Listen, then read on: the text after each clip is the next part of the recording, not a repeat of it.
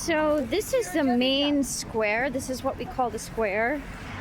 It sort of divides our neighborhood from the center of the city where we do most of the shopping.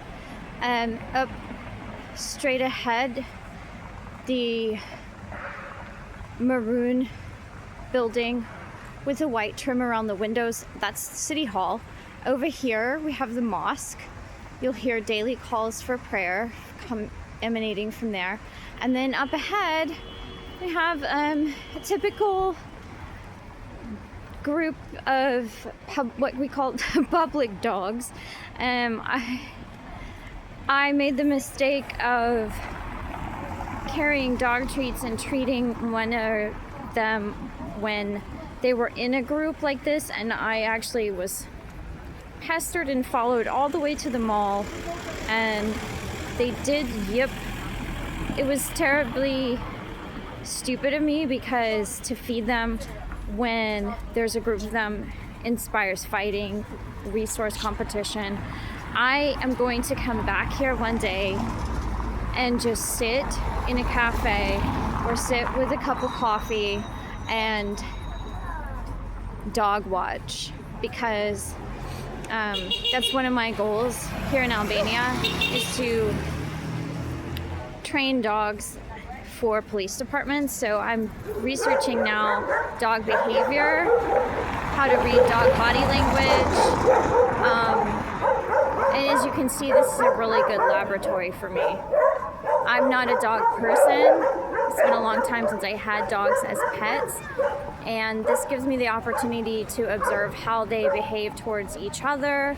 Although street dogs are it's a whole different set of behaviors and peculiarities sometimes from dogs that are pets. I had the ambition, I had the goal to train a street dog, to take care of one. I have a couple of candidates. One of them, he's located at the beach area. He tends to park himself up outside the back door of a very shishi restaurant, and he is clearly a German Shepherd mix. He is mostly Shepherd, and when I came upon him, because to me, to come upon a shepherd that's left in the street like that is like stumbling upon a Ford Bronco with the door open and the keys in it. I don't understand the attitude, because in the States we have such a pet culture. And here it's not at all the same. Albanians actually disdain keeping pets like dogs in the house, although cats, it's not the same thing. And you will see people with dogs on leashes, and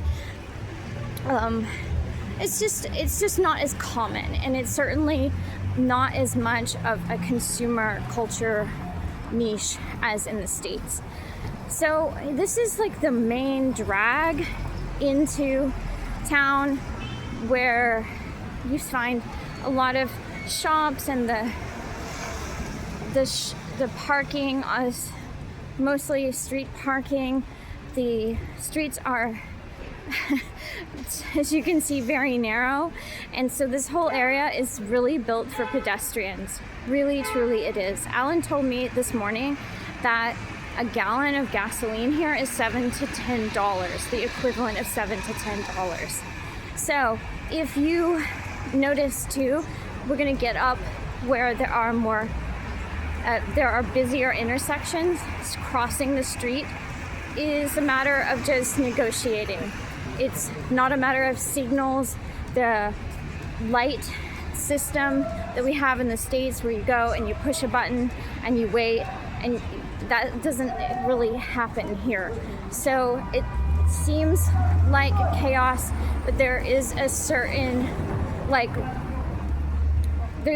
informal just a certain informal, and it just kind of works. Everything just kind of works. See people crossing. You have to be very aware And drivers, for the most part, what I've seen is the drivers understand that their place is second to pedestrians in the pecking order.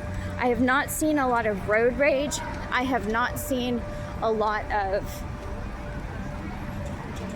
I don't know.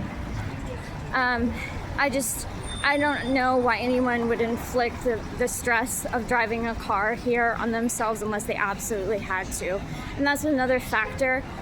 Even in the States, in Carlisle, I was loath to own a car, and I loved Carlisle because it was very accommodating of my anti-automobile lifestyle. And here it is exactly the same. So, but with a way different shopping district, I would say. So well, I'm heading now to the mall to pick up a few things, and on my way back I'm going to do food shop.